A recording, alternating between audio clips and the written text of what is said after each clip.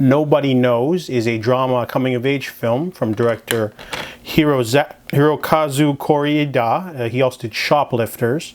Now this one is about Keiko. She is a woman with a son named Akira, and they move into a new apartment. However, they smuggle in 2 more children in suitcases. Yuki, the youngest, 5, and Shigeru. And then later, Akira goes to the train station to pick up his other sister, Kyoko.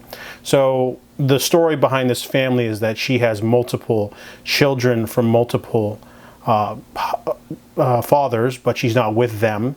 Only, I guess, Akira is her only legitimate son. The others are all half-brothers, half-sisters with each other, and they are basically all living in one apartment. And she goes off to work, and he's unfairly thrust into the role of provider because he's the oldest. Even though he's 12, he has to cook for everyone while she's at work, and the kids are basically not allowed to leave the apartment or go on the veranda.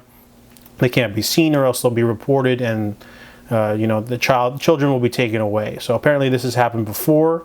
As the mother basically disappears after a month of working in Osaka, the burden of Akira starts to pile on because he would like to go to school, so with the kids, but they can't because he's got to take care of them.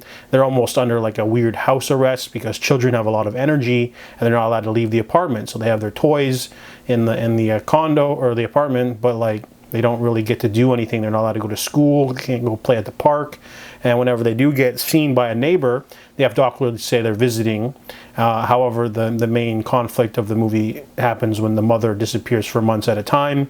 She still sends the money, but you know, it becomes almost like a nightmare for young Akira because he's basically has to be responsible, and he's thrust into a caretaker role that's really unfair to him. Now, this movie is based off of a real event, and the movie changes some of the aspects to make it more of an endearing, cute, coming-of-age drama that's still heart-wrenching and brutal.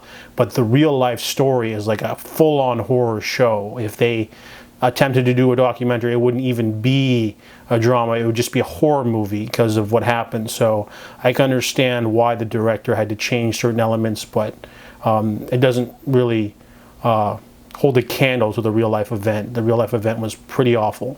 So Nobody Knows is heart-wrenching, gut-wrenching, very emotional. It's a little long. It's very indulgent in its runtime. It's a little over, it's almost 2.5 hours long, but the acting is very minimalist, very simple.